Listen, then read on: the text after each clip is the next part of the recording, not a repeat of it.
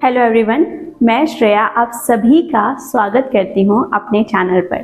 तो आज के इस वीडियो में हम लोग कुछ ऐसे कंजंक्शन के बारे में पढ़ेंगे जो हमेशा पेयर्स में यानी कि जोड़ों में यूज होते हैं। ठीक है, सबसे पहले कंजंक्शन किसको कहते हैं? तो कंजंक्शन दो शब्दों को, दो फ्रेजेस को, दो क्लॉजेस को, दो सेंटेंसेस को जोड़ने का काम करता है। फॉर एग्जाम्पल राम और श्याम, ये दो शब्द है राम श्याम, इसे जोड़ने का काम किसने किया? एंड ने। तो एंड क्या है? कंजंक्शन है। सीता सुंदर है, सीता बेईमान है, ये दो वाक्य है, इसे मैं जोड़ कैसे सकती हूँ? सीता सुंदर है लेकिन बेईमान है। तो मैंने कहा Sita is beautiful but dishonest. तो ये बट भी क्या था? कंजंक्शन था, इसने दो वाक्यों को जोड़ने में हेल्प किया। ठीक है, अब ये तो आप समझ गए कि कंजंक्शन किसको कहते हैं। अब हम लोग जानते हैं कुछ ऐसे कंजंक्शंस जो पेयर में यूज होते हैं यानी कि जोड़ों में यूज होते हैं। फॉर एग्जाम्पल सबसे पहला वैसा कंजंक्शन जो पेयर में यूज होता है वो है नॉट ओनली बट ऑल्सो, जिसका हिंदी मतलब होता है ना ही सिर्फ बल्कि भी। जैसे राधिका ना ही सिर्फ सुंदर है बल्कि बुद्धिमान भी है। तो दोनों ही डिजायरेबल एडजेक्टिव है। ठीक है, दो डिजायरेबल एडजेक्टिव साथ में रहते हैं या दो अनडिजायरेबल एडजेक्टिव साथ में होते हैं जब आप नॉट ओनली बट ऑल्सो का यूज करते हो। ऐसा नहीं कि एक अच्छा क्वालिटी बोल दिया एक बुरा, तो या तो दोनों बुरा रहेगा या दोनों अच्छा रहेगा। तो मैंने क्या बोला? राधिका ना ही सिर्फ सुंदर है बल्कि बुद्धिमान भी है। तो इसे इंग्लिश में कैसे बोलेंगे? Radhika is not only beautiful but also intelligent. ठीक है, तो पहला आपने सीख लिया नॉट ओनली के साथ बट ऑल्सो ही यूज होगा। ठीक है, दूसरा आपका कंजंक्शन है नो सूनर। नो सूनर के साथ आप कंजंक्शन यूज करोगे THAN नैन। ठीक है, जैसे इसका हिंदी मतलब मैं आपको एक सेंटेंस के एग्जांपल से बताती हूँ।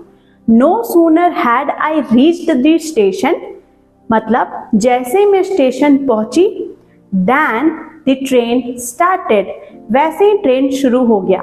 याद रखिएगा नो सूनर के बाद जो आप सेंटेंस शुरू करते हो उसमें ऑक्सिलरी वर्ब पहले आएगा, यानी कि डिड हैड जैसे शब्द पहले आएंगे। इंटरोगेटिव सेंटेंस की तरह इसका स्ट्रक्चर होता है, नो सूनर प्लस डिड या हैड। ठीक है, जैसे no sooner had I reached the station then the train started. ठीक है, जैसे ही मैं ट्रेन मतलब स्टेशन पहुंचा ट्रेन शुरू हो गई। ठीक है, नेक्स्ट हमारा वर्ड है हार्डली। हार्डली के साथ हम लोग कंजंक्शन यूज करते हैं THAN देन। हार्डली मतलब मुश्किल से। For example hardly had I entered the room the bell rang. मुश्किल से मैं रूम पहुंचा ही था कि बेल बज गई। यहाँ भी याद रखें कि हार्डली के बाद भी ऑक्सिलरी वर्ब डिड या हैड आता है। ठीक है, नो सूनर के बाद भी डिड और हैड आता है और हार्डली के बाद भी डिड और हैड आता है। नो सूनर के साथ कौन सा कंजंक्शन यूज करना है? THAN then. और हार्डली के साथ कौन सा कंजंक्शन यूज करना है? WHEN when. ठीक है, नेक्स्ट है सो।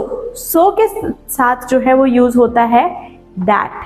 ठीक है, for example She is so beautiful, वो इतनी सुंदर है that everyone likes her, कि सब लोग उसे पसंद करते हैं। तो so के साथ कंजंक्शन यूज हुआ that। ठीक है, यहाँ so का मतलब क्या हो गया? इतनी, और that का मतलब क्या हो गया? की। तो so that आप समझ गए। और so that एक अलग से भी कंजंक्शन है जिसका मतलब होता है ताकि। ठीक है, तो पेयर में भी यूज होता है so और that, और so that अलग से एक कंजंक्शन भी है। नेक्स्ट है बिटवीन। बिटवीन के साथ कंजंक्शन यूज होता है एंड, अगर पेयर में यूज हो रहा है।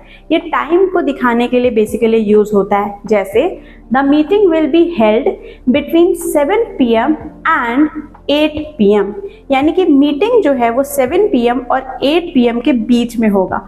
तो बिटवीन के साथ क्या लगाते हैं? एंड। ठीक है, नेक्स्ट है बोथ। बोथ के साथ अगर कंजंक्शन यूज हो रहा है पेयर में तो यूज होगा एंड। जैसे शी इज बोथ, वो दोनों है ब्यूटीफुल एंड वाइज, बुद्धिमान। तो बोथ के साथ क्या यूज होता है?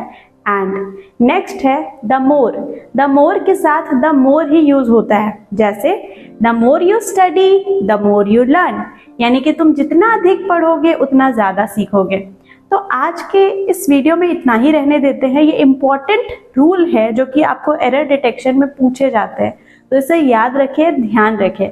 With this, I end this video. Thank you everybody, and yeah, all the best for your examination. Thank you.